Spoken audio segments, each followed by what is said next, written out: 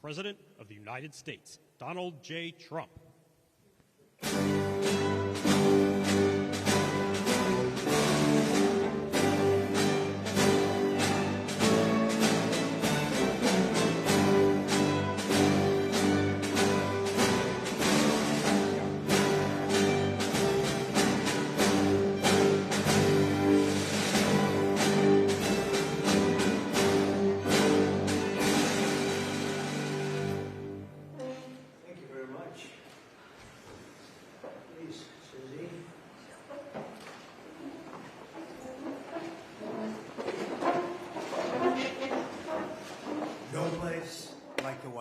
Do we agree? Right, Mr. Kraft? No place like the White House. Thank you very much for being here. Appreciate it. And we'll maybe discuss a couple of general topics. This is a board meeting for the Trump Kennedy Center, but we'll go into a couple of other things that we have the media present. It's always present, unfortunately, constantly. And I'll say a few words about what's happening in the Middle East. And if you have a couple of questions, we'll do that, and then we'll get on with our board meeting. So thank you very much for being here. We have a wonderful group of very, very smart, talented patriots at this table. Our powerful military campaign to end the threats posed by the Iranian regime continued in full force over the past few days. They have been literally obliterated. The Air Force is gone. The Navy is gone. Many, many ships have been sunk. They're warfighting ships, but I guess they didn't know how to use them. And anti-aircraft is decimated. Their radar is gone, and their leaders are gone. Other than that, they're doing quite well. They've been a terror for 47 years, and now I guess the world, through the United States, with the help of Israel, is doing what should have been done many years ago. Should have been done many years ago. Since the beginning of the conflict, we've struck more than 7,000 targets across Iran, and these have been mostly commercial and military targets.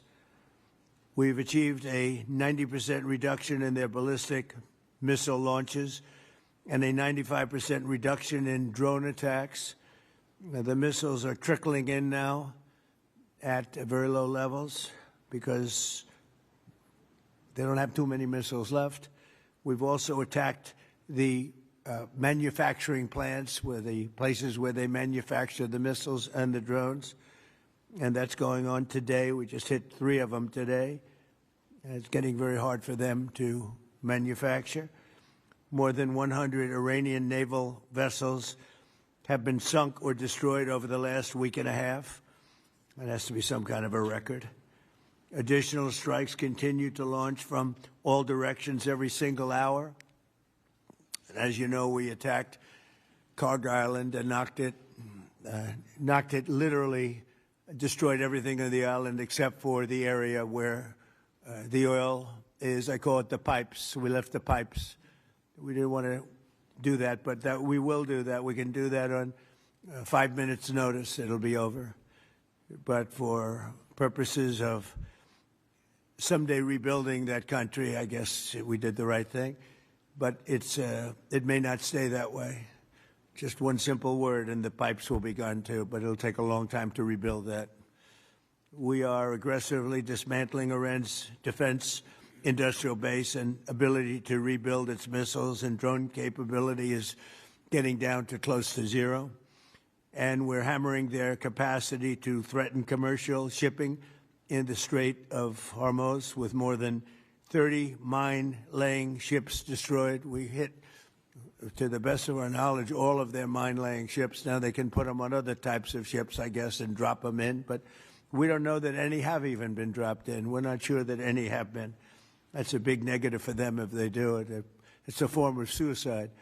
But we don't know that they have dropped any in. But we've hit all 30 of their ships and destroyed them. They're all at the bottom of the sea. We strongly encourage other nations whose economies depend on the Strait far more than ours. You know, we get less than 1% of our oil from the Strait, and some countries get much more. Japan gets 95%. China gets 90%. Many of the Europeans get quite a bit. South Korea gets 35%. So we want them to come and help us with the Strait. We have it in very good shape. The countries, I said, we've already taken care of Iran, but now, because of the fact that literally a single terrorist can put something in the water or shoot something or shoot a missile, a small missile, and it's fairly close range because it is a tight area, and which is one of the reasons they've always used that as a weapon. Iran has always used that as an economic weapon, and it's not going to be able to be used very long. Numerous countries have told me they're on the way. Some are very enthusiastic about it, and some aren't. Some are countries that we've helped for many, many years. We've protected them from horrible outside sources, and they weren't that enthusiastic. And the level of enthusiasm matters to me. We have some countries where we have 45,000 soldiers, great soldiers, protecting them from harm's way. And we have done a great job. And when we want to know, do you have any minesweepers? Well, would rather not get involved, sir. I said, for 40 years we're protecting you, and you don't want to get involved in something that is very minor. Very few shots going to be taken because they don't have many shots left. But they said, would rather not get involved. I just want the fake news media and everybody else to remember that was said, because I've been a big critic of all of the protecting of countries, because I know that we'll protect them, and if we ever needed help, they won't be there for us. I've just known that for a long period of time, just like I knew about the Strait, that it would be a weapon, which I predicted a long time ago. Predicted all of this stuff. You guys were very generous in that. I predicted all of it. I predicted Osama bin Laden would knock out the World Trade Center. I made that prediction a year before he did it. I said, you better get him. He's a bad guy. I watched him be interviewed one time, and I said, that's a bad guy. You better get him. 1 year before, exactly. I wrote it in a book. You can even check. About a year before the World Trade Center came down, President Clinton actually had a shot at him, and he didn't take it. Unfortunately, I'm not blaming him for that, but he didn't take it. And he ended up knocking down the World Trade Center, but I predicted that too. I predicted a lot of things. We strongly encourage other nations whose economies depend on the Strait for blood. I mean, these people literally need it. 95% of their energy or their oil comes out of the Strait, and they should be in here very happily helping us. And it's incredible. We have such great. We're number one in oil by double now. We drill, baby, drill. We're double any other nation, and it's going to be soon triple any other nation. And that doesn't include Venezuela, who's been great. By the way, the relationship with Venezuela has been fantastic. Millions, literally millions of barrels of oil are being taken out, and it's been a great help, and it's been to their great benefit. The president has done a really good job. We get along with him really well. But we've taken out millions of barrels of oil and brought to Houston and other places to the refineries. We have refineries set up specifically for that. And it's been a great relationship, and more and more is happening. It's a tremendous oil source, and we're stepping it up very rapidly. The big companies are going in, and they will actually numbers in a pretty short period of time, numbers that they've never been able to do. We'll be doing. There's a lot of oil under that land. We strongly encourage the other nations to get involved with us and get involved quickly and with great enthusiasm. I have that from a number of them, and I'd like to say their names, but frankly, I don't know if they would want me to or not, because maybe they don't want to be targeted.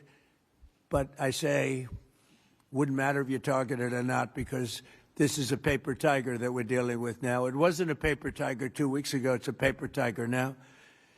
So now we're going to get down to the reason. We'll take a couple of questions in a moment, but we're going to get down to the reason we're here today. Actually, this was set up a long time ago. It's the Trump Kennedy Center. Over the past year, we've made incredible strides to restore the true purpose and prestige of this revered institution. Together, we're going to ensure it remains the finest performing arts facility of its kind anywhere in the world.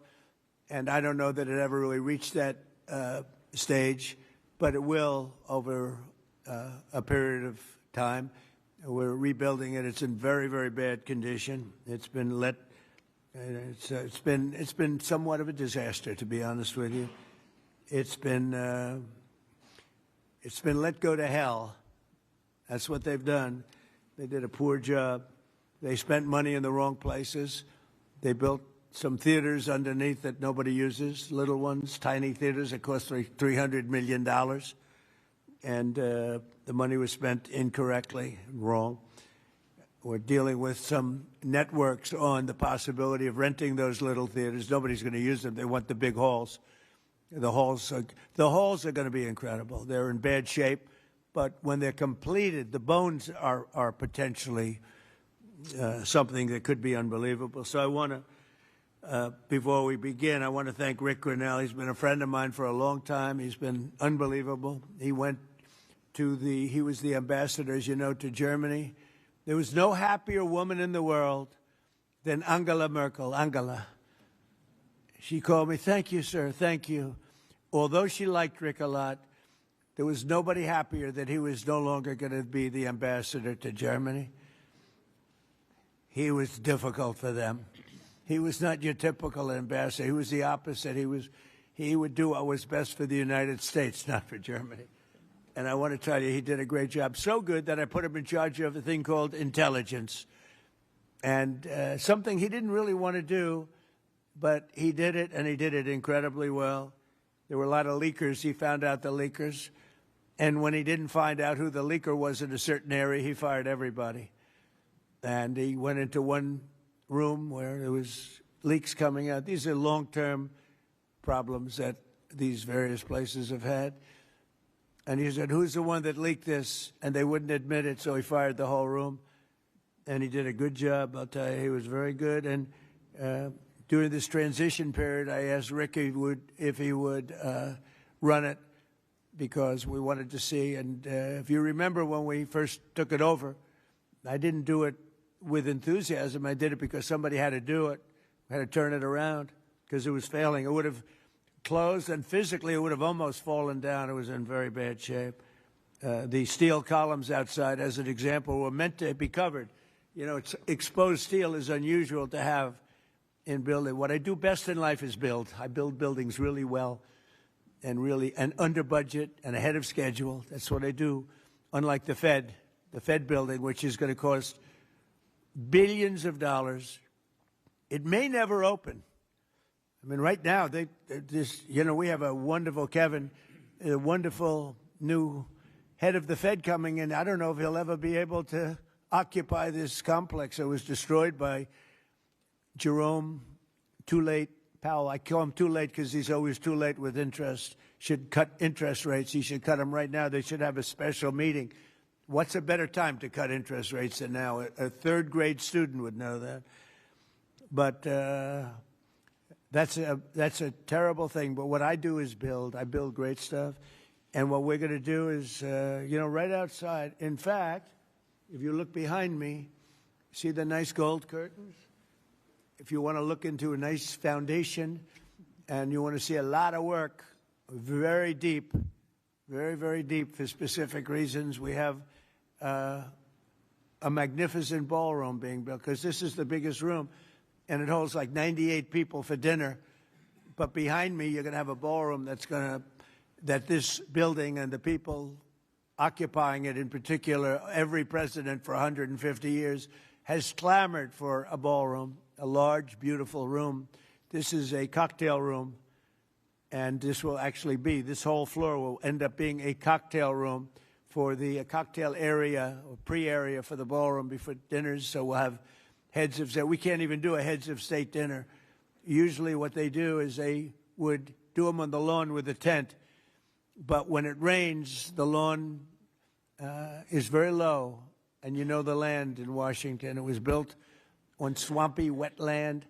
And when it rains and you have the King of Saudi Arabia, we have as an example the King of the UK, I would say King of England, who's a great guy. He's coming in very soon.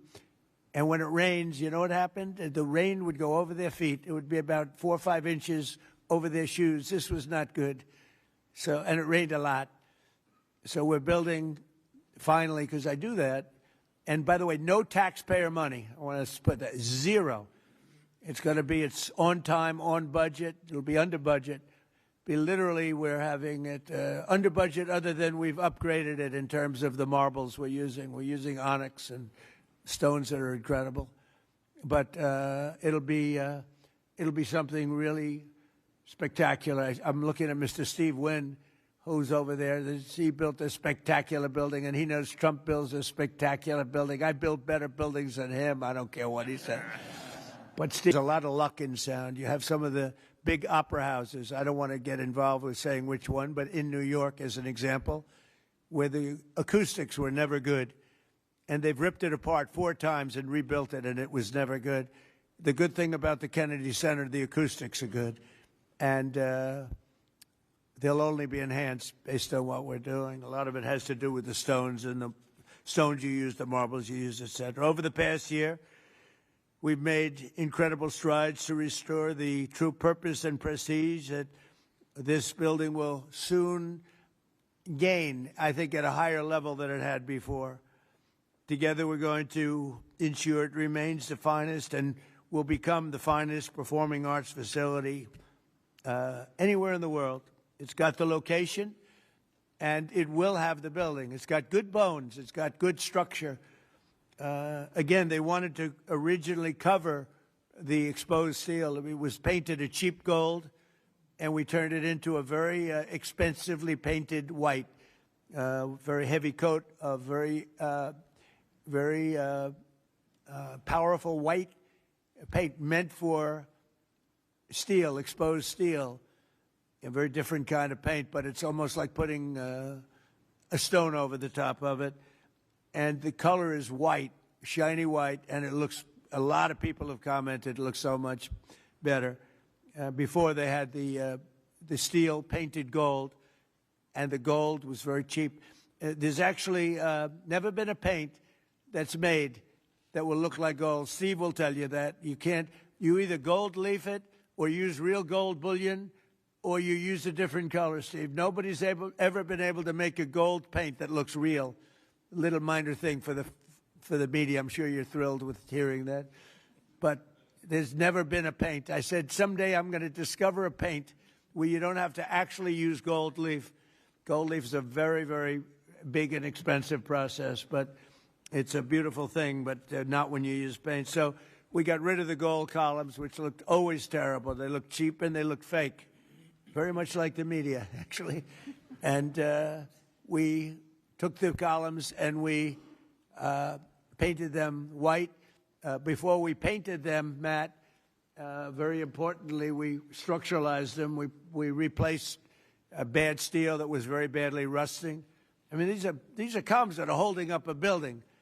And we had to replace areas of columns that were actually rusted out because it was in very bad shape. It's not even describable how bad this building was, both inside and out. I want to thank Rick Grinnell, but you really did a great job, Rick, on this, and we appreciate it. I'm looking for your next venture, because he really was, there was a story he got fired. He didn't get fired.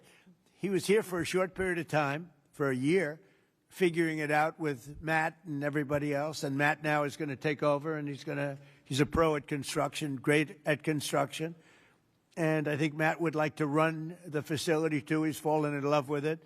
And I think he'd do a good job. But if I don't think he will do a good job, I'll say, Matt, you're fired. I'm getting somebody else. So you're under no pressure, Matt, okay? It's like Bob Kraft. If a football player doesn't perform well, typically you will fire him immediately, Bob. Do you ever let them stay around for 4 or 5 years if they're bad? Not too many times, right? So, anyway, I learned from you. So I want to thank also Attorney General Pam Bondi, who's been fantastic. I don't know, is Pam here someplace? Oh, hello, Pam. Good. She's been great. And the Speaker of the House, he's got the easiest job of anybody in government. He's got a majority of 2. I don't like to say 1 because it varies, but between 1, 2, and 3. And I think you're the only man that's ever lived that's able to be very happy about it. In fact, when we get up to 3, you know, every once in a while we get up to 3. Actually, for a period of time, we had it up to 4, and then we had a death.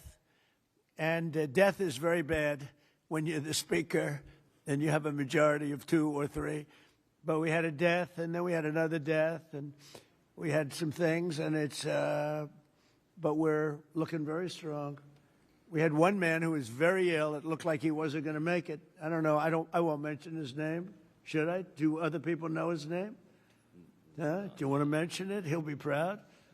Go ahead. Tell him the story. Okay. Well, thank you, Mr. President. Congressman Neil Dunn of Florida had some real health challenges, and it was very serious, and had a pretty grim diagnosis. And I mentioned it to the President, and I said, Congressman Dunn is a real champion and a patriot because he's still coming to work. And if others got this diagnosis, they would be apt to go home and retire. And what was the diagnosis? It was, I think it was a terminal diagnosis. He would be dead by June. Okay, that wasn't public, but yeah, okay. That's it was grim. That's what I was going to say. I don't think with a heart problem, by the way. This was a heart problem. Right. So, the long story short, the President called him to encourage him and thank him, and they had a conversation, and the President mentioned in the course of the conversation, you know how to get my doctors involved, and they did, and within a number of hours, they took him to Walter Reed, emergency surgery. The man has a new lease on life. He acts like he's 30 years younger, and he walked into the conference meeting, and we thought we'd seen a ghost. And I spoke with him over the weekend, and he's encouraged and thankful, and he thanks the President for his leadership and intervention, and thank you. Thank you. He actually called Mike. Mike called me, and he said, sir, we're up by 3, but we're going to lose 1 by June. I said, who? Neil Dunn. He's a great congressman. Incredible. He called to say that he was terminal, really bad heart. There's nothing they can do. I said, that's bad. Number 1, it was bad because I liked him. Number 2, it was bad because I needed his vote.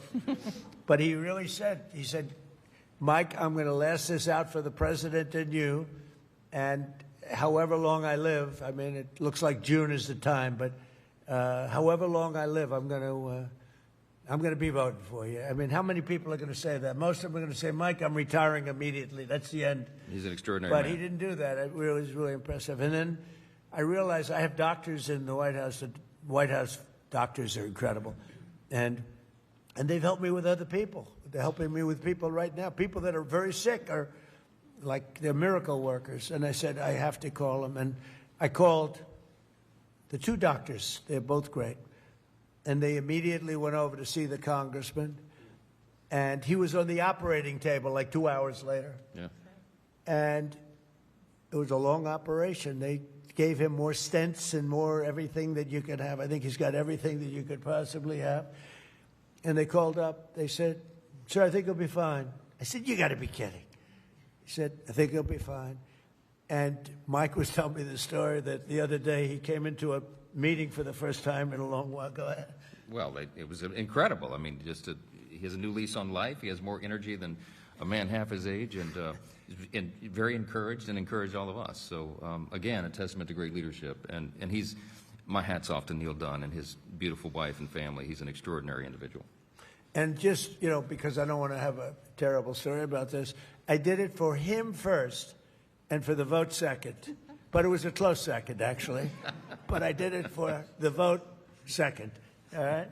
I want to also introduce Susie Wiles, who's fantastic. She's our chief of staff. And she's an amazing person, an amazing fighter.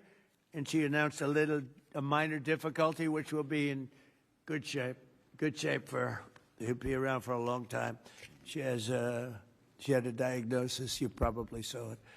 And she's going to take care of it immediately, as opposed to waiting. She said, let's do it now. I said, do it immediately. Because with that particular ailment, the faster the better. That's the only thing I know about it. The faster the better. She's going to do it immediately. So she just started, actually. And she's going to be in great shape. The prognosis there is excellent, beyond excellent. So, thank you, sir. But who needs it, right? That's right. Who needs it? So before we took over, just a year ago, the legendary, this wonderful place was on the verge of, literally on the verge of collapse, both from a financial standpoint, maybe more from a financial standpoint, but also from a physical standpoint. Necessary maintenance has been ignored. The programming was very woke and out of touch with reality.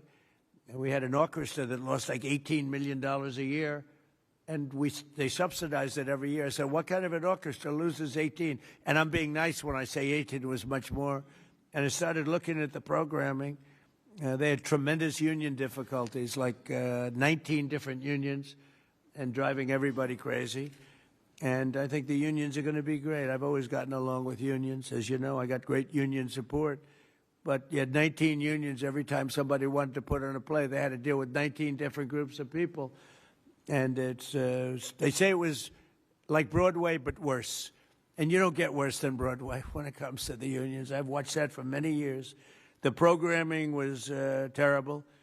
And they had a budget deficit of about $26 million minimum, owed a lot of money, were out borrowing money, which is a lot of people don't understand. So under the leadership of this exceptionally talented and rich board, it's a very rich board, not everybody, but most of you are loaded. Ike Perlmutter's got so much money.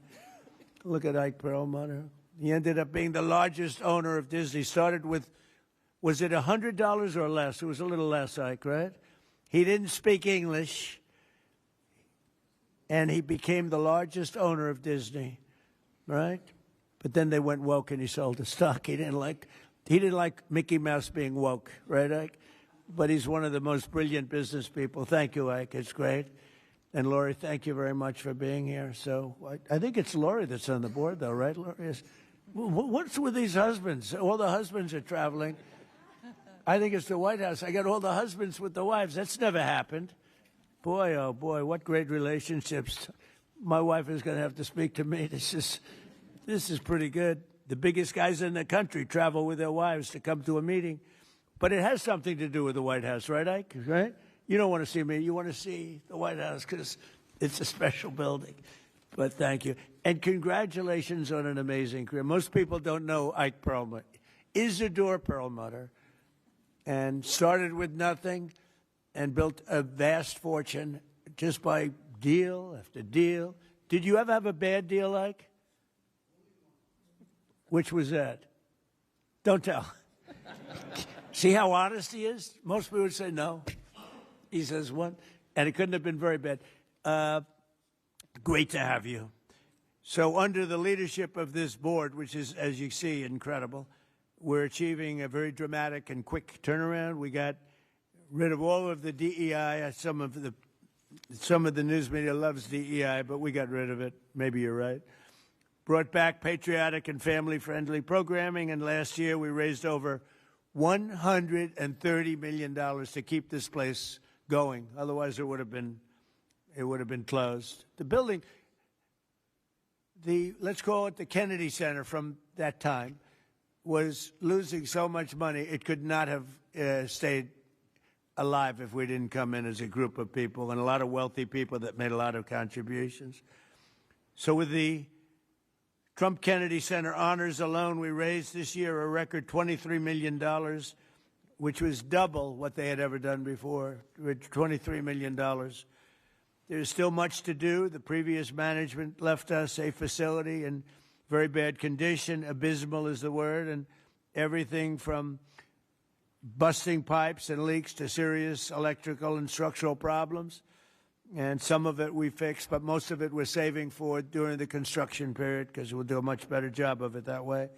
Major renovations are required to keep the facility functional, and that'll start right after July 4th. We're going to have a little bit of a celebration, not a big deal, but a little bit of a celebration on July 4th. We'll have a little party, and then after that we close or we start construction. We're fully financed.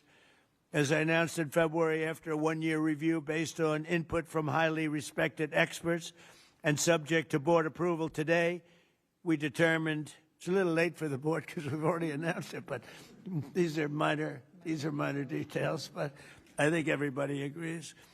But subject to board approval, we determined that the fastest way to bring the Trump Kennedy Center to the highest level of success, beauty, and grandeur is to cease the entertainment operations for a 2-year period of time as we complete high-quality, really high-quality construction. We've already purchased seating, as an example.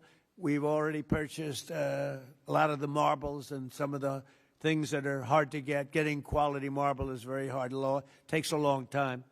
It comes from areas where it takes a long time to mine, and we're getting some of the best things you can. The marble is going to be incredible.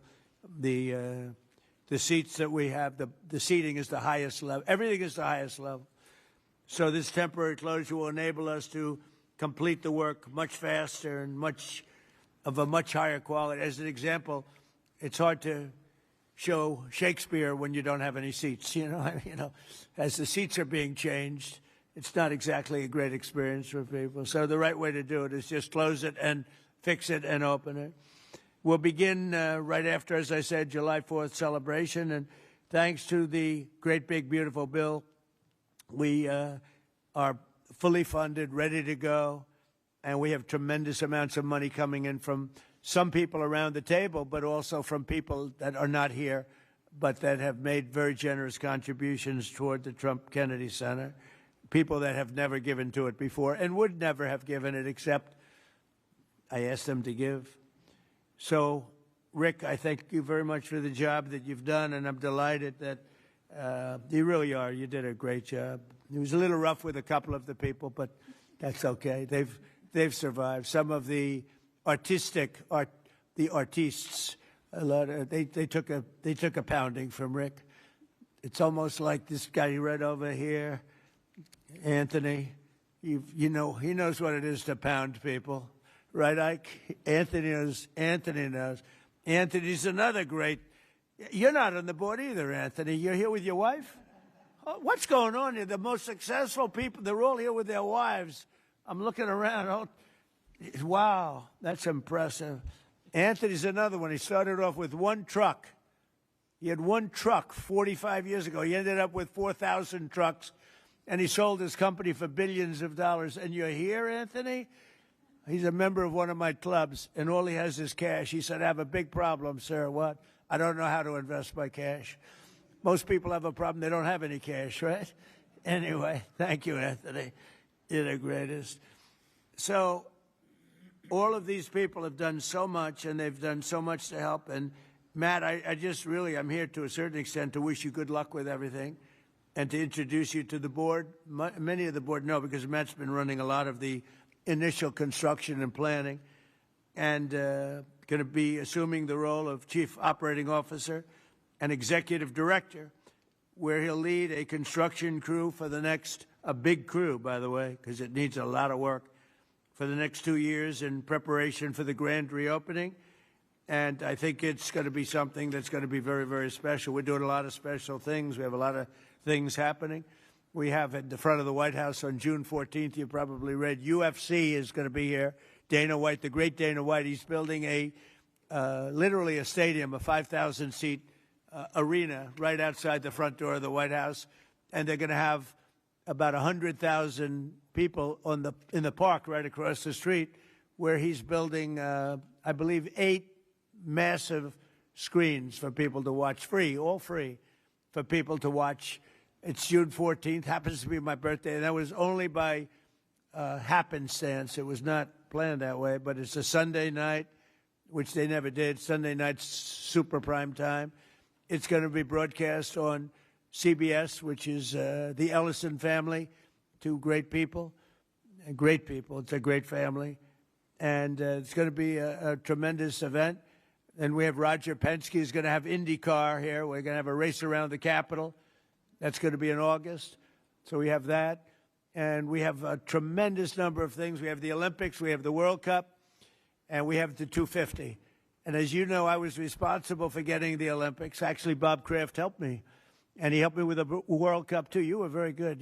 Who could be better, right? But he helped with the Olympics and the World Cup. But we have the Olympics coming. I was responsible for that, right, Bob? We have the World Cup coming right now, and I was responsible for that. Then we had a rigged election, and because of that, I was always very upset. When I got the Olympics, I said I won't be president because it was last term if I went by the normal progression.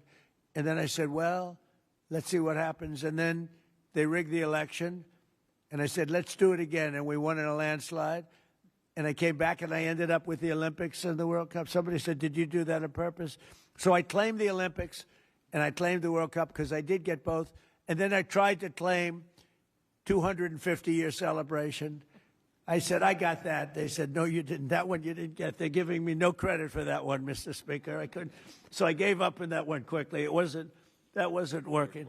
It wasn't working. But I just want to thank everybody. This board has been incredible, and it's really nice. What we're going to do is we could take a few questions from the press, and then after that we'll have our meeting, and we have a little lunch for the board. So we'll have a little bit of a lunch, and it's an honor to have you all here. It's so many of you, Jimmy, so many of you are friends. It's a great honor to have you here, and we're going to do a great job with the Trump Kennedy Center. Okay, yes, please, CNN. Hey. Thank you, Mr. President. I'm not CNN, I'm Daily Wire, but thank you for the question. Numerous countries have told me they are on their way. Can you give us a hint what they are, what that entails, how soon they might be there? You mean who are the countries? Yes, sir. I'd rather not say yet, but we'll be announcing Marco Rubio and the various people that are doing that will be announcing.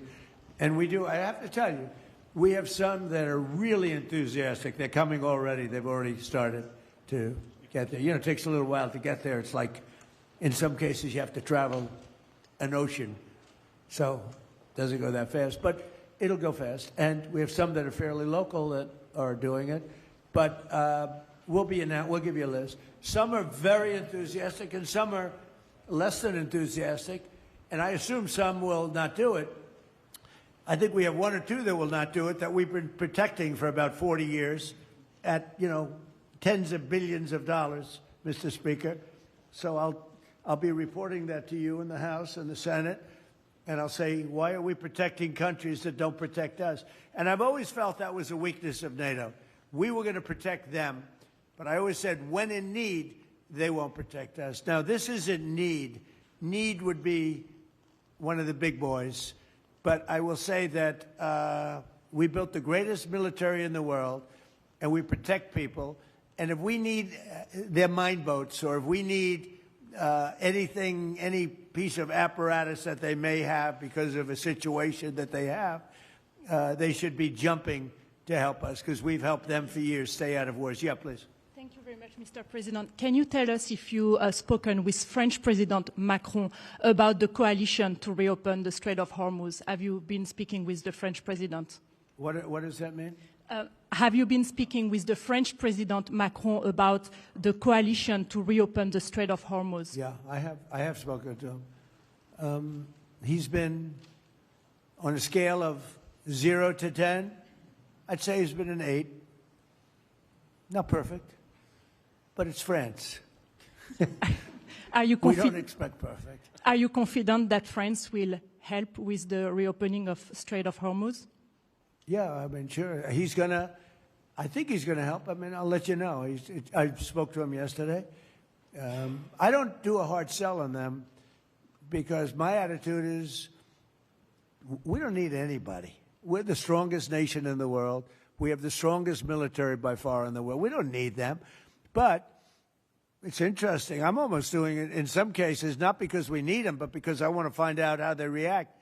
Because I've been saying for years that if we ever did need them, they won't be there. Not all of them, but they won't be there. I was very surprised with the United Kingdom, because the United Kingdom, 2 weeks ago, I said, why don't you send some ships over? And he really didn't want to do it. I said, you don't want to do it. We've been with you. You're our oldest ally, and we spend a lot of money on, NATO and all of these things to protect you. I mean, we're protecting them. We're working with them on Ukraine. Ukraine's thousands of miles away, separated by a vast ocean. We don't have to do that, but we did it. Well, Biden did it. I mean, I have to be honest with you. Biden got taken to the cleaners. But we worked with them in Ukraine. We don't need to work with them in Ukraine. And then they tell us that we have a mine ship around, and they don't want to do it. I think it's terrible. No, I was very surprised. I told him, we requested 2 aircraft carriers, which they had, and he didn't really want to do it. And then right after the war essentially ended, meaning they were obliterated, he said, I would like to send the aircraft carriers. I said, I don't need them after the war has ended and won. I need it before the war. So I was very upset not upset, I was not happy with the UK. I think they'll be involved, yeah, maybe. But they should be involved enthusiastically. We've been protecting these countries for years with NATO, because NATO is us. You can ask Putin. Putin fears us. He has no fear of Europe whatsoever. He fears the United States of America and the military that was built by me in the first term. Yeah.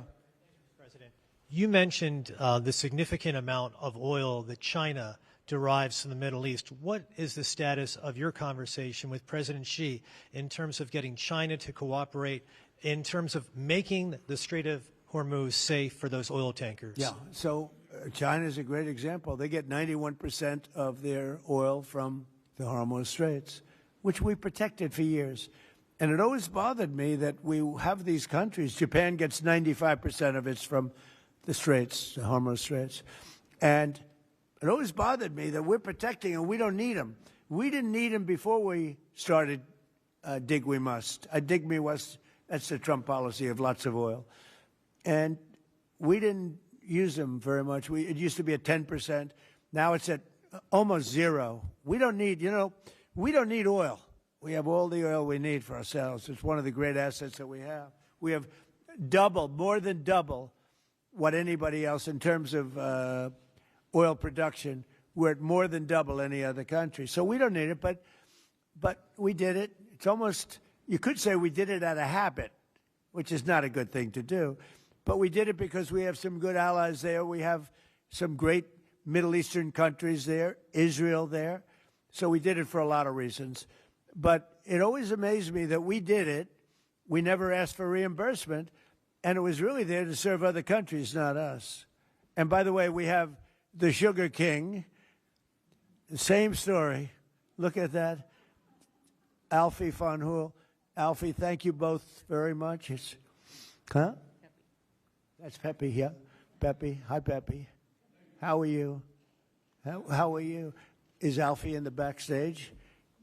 Huh? Is he sitting back there waiting for you? No? You doing all right? Pepe is a great friend of all of ours, I think, in the room. Tremendous. And we appreciate you being here. Great to have you. Thank you. Mr. President, honored. That's great. Both of you. Thank you very much. So go ahead, please. Mr. President, you've said that Iran does want to make a deal. Now, into the 3rd week of this bombing campaign, what would that deal look like? What are the ask that you're making of the government? They want to make a deal. They're talking to our people.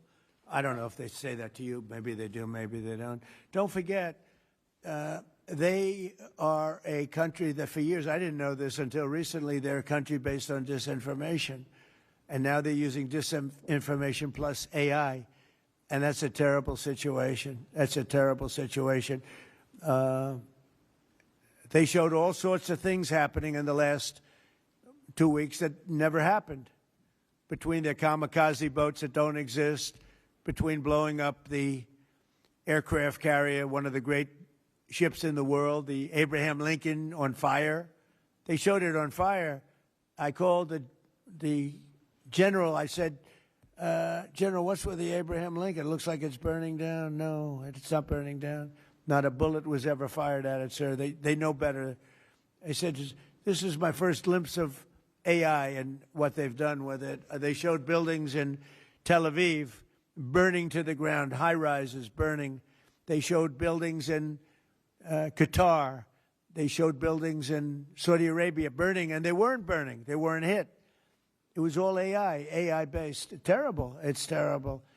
And that's their only, I think that's the only thing they do well. They're negotiating, and we always talk. When, somebody said, well, would you talk? Why would you even talk to them? I talk to everybody because sometimes good things come out of it. But I don't know if they're ready yet. They're taking a pounding. I don't know if they're ready yet. And we don't even know their leaders. Look, all of their leaders are dead, as far as we know. But they're all dead. We don't know who we're dealing with. We knocked out the first group. Then the second group met, 88 met to pick the leader because the first group was all dead. And the second group got knocked out. They're all dead. Then a third group met. I would think they're a little nervous about meeting. I don't know if they're nervous. Maybe they're not. Maybe they're crazy. If they're not nervous, then they're crazy. But we met with the next group, but we don't know who their leader is. We have people wanting to negotiate. We have no idea who they are. Yeah, please, Peter. Thanks, President Trump. What are your advisors telling you about the Ayatollah's son, the new supreme leader? What are they telling you about him? Well, it's not only them, it's you people. I mean, a lot of people are saying that he's badly disfigured. They're saying that he lost his leg, one leg, and he's, been hurt very badly. Other people are saying he's dead. Nobody's saying he's 100% healthy. And he hasn't spoken because the Ayatollah would sit and he'd spew hate from a form of a throne. Not as nice as a throne. I like the English throne much better. But it was a fancy chair. But he'd spew hate from his chair. But you'd see him a lot, right? This one we haven't seen at all. So that could be for a lot of different reasons. We don't know, Peter, if he's dead or not. And now that you've announced... I will say this, nobody's seen him, which is unusual. Something else. Now that you've announced that the U.S. has destroyed all of Iran's mine-laying ships, why can't the U.S. just immediately reopen the Strait of Hormuz? Well, we could, but it takes two to tango. We have to get people to take their billion-dollar ship and drive it up. If when Pepe has his big sugar ships coming around and they cost $1 billion, and we say, I think it's okay now, Pepe, take your ship, drive it through the Strait of Hormuz. He may say, let me wait a little while, because it takes ship owners, and these ships are very expensive. They can cost up to $2 billion. So they don't want to take a chance that, gee, I think you'll be okay. They got to know it. So they don't have to set, we don't know if they even set any mines. But the thought that they may have is enough to keep people from saying, we don't need it. Now, we are pounding that area, that coast, as you know, left side. We're pounding it, like really pounding it hard. And again, they may have no mine set. We hit every one of their mine droppers. They call it the mine layers, right? The ships. They're pretty sophisticated ships. Every one of them is gone. But it only takes one. So it's a little unfair. You win a war, but they have no right to be doing what they're doing. But we're hitting them very hard. And today is a big day where we're pounding a certain area that has very much to do with the strait. And I think we'll get it going very soon. In addition, we do have other nations coming in. You need people to watch and people to see. We have other nations coming in. Yes, please. If the United States is working to secure the Strait of Hormuz for the benefit of other countries like China, and our allies aren't yet stepping up to your standard, is the United States getting back to being the world's policeman?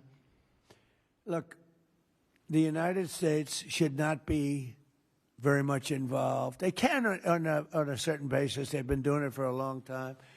But I've always said, if you look back years ago, I said, why aren't we being reimbursed? You know, these are the richest countries in the world. Why aren't we being reimbursed for maintaining the Hormuz Strait? And why aren't we being reimbursed for that? I've said that for years. You can go back. They reported on it yesterday. I've been saying a lot of things about the Straits. Number one, I said it's the one advantage they have. But that's a suicidal advantage because they kill themselves more than they kill the rest of the world. And there are things you can do. With time, there are other things you can do. But I think we're going to have the situation straightened out pretty quickly. And I think we're going to have some good help. And I think we're going to be disappointed in some nations, too. And I'll let you know who those nations are. One of your advisors, David Sachs, said the other week that the U.S. should, quote, declare victory and get out of the Iran war. Yeah, he also warned that if the conflict escalates, Israel may contemplate the use of a nuclear weapon. Has he shared that assessment with you? No, yes. And Israel wouldn't do that. Israel would never do that. And, there's a theory. You pounded them to hell, and you could just leave now, and it'll take 10 years for them to build back not nearly what they have right now. And I guess that's another theory. But we want to have it ended so that another president doesn't have. Look, for 47 years, no president was willing to do what I'm doing, and they should have done it a long time ago. It would have been a lot easier. There's no president that wanted to do it, and yet every president knew. I've spoken to a certain president, who I like, actually, a past president, former president. He said, I wish I did it. I wish I did, but they didn't do it. I'm doing it, yeah. Which president? I can't tell you that. I don't want to embarrass him. It would be very bad for his career, even though he's got no career left. Go ahead, please. You mentioned. How about the man right Thank you, sir. Mr. President, you mentioned that you're not entirely sure who you're dealing with, who the leadership is in Iran. Do you see a viable opposition movement still in that country following all of the protests that we had seen before the airstrikes and kind of an opposition movement that could become a viable leader in Iran? Well, the biggest problem, and, we have brave people in this room, but the biggest problem that I see is that, they put out a warning, and we have the warning. We get everything they get. And it said any protester that goes onto the street will be immediately shot and killed. This is a little tougher than the American way. This is not quite as tough as nobody can believe it. So I can't imagine. They don't have guns, and the other ones have guns, highly sophisticated machine guns and AK-47s and other kinds of guns. And they did that with the women. So the women had 250,000, even 500 people protesting a year ago. And they shot women right through the middle of the forehead with snipers. And they didn't have to do many. About 10 went down bleeding profusely. And 250 to 500,000 women went running in the other direction. Because they can be brave, but they're not stupid. And they have no gun, and you have snipers in buildings specifically for this reason. So a woman goes down falling, bleeding from the head, and it doesn't take long for that to spread. And when that spreads, that crowd dispenses. And nobody else has been able to do that to the extent that these people are violent. They killed a minimum 2 weeks ago, 32,000 people. So, and they put out actually a notice 2 days ago, if you protest, you will be shot and killed. So, I don't know. I would say Mike Johnson's the only person I know who has the courage to go out in that kind of an atmosphere. I don't think so. Yeah. Have your advisors told you anything in terms of how long we can expect gas prices as high as they are right now? I don't need advisors to tell me that. I know what it is. The Prime Minister of UK, United Kingdom, yesterday told me I'm meeting with my team to make a determination. I said, you don't need to meet it with the team. You're the prime minister. You can make your own. Why do you have to meet with your team to find out whether or not you're going to send some minesweepers to us or to send some boats? I said, you don't have to meet with your team. It's the same thing here. I can tell you that when this is over, oil prices are going to go down very, very rapidly. So is inflation, so is everything else. But frankly, much more important than short-term or even long-term oil prices, you can't let the most violent, vicious country in the last 50 years have a nuclear weapon, because the Middle East will be gone. Israel will go first, without question, and they'll certainly take a shot at us before we get our act together and say we got to take them out. You can't let Iran, who's truly a nation of great terror and power. Look what happened in the last 2 weeks. They weren't supposed to go after all these other countries in the Middle East. Those missiles were set to go after them. So they hit Qatar, Saudi Arabia, UAE, Bahrain, Kuwait. Nobody expected that. We were shocked. And the other one, they fought back. They could have yielded. But think of it, if we weren't around, they had tremendous power. They had thousands of missiles, most of which we've terminated. They had thousands of drones. They were making drones and missiles all over the place. We've knocked out most of those factories. I mean, now they're sending out 2 or 3 missiles. Now, they've still got some. They might have 8% left. But mostly they've been eliminated. They've been terminated by what we did and what Israel did too. Yeah, please.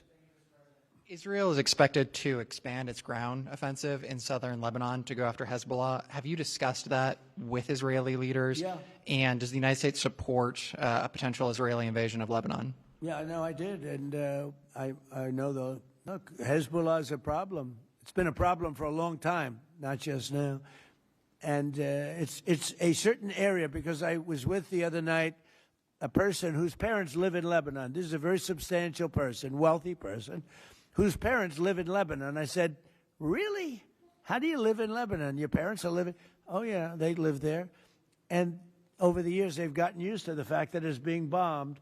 But they explained to me that it's really a different section of Lebanon.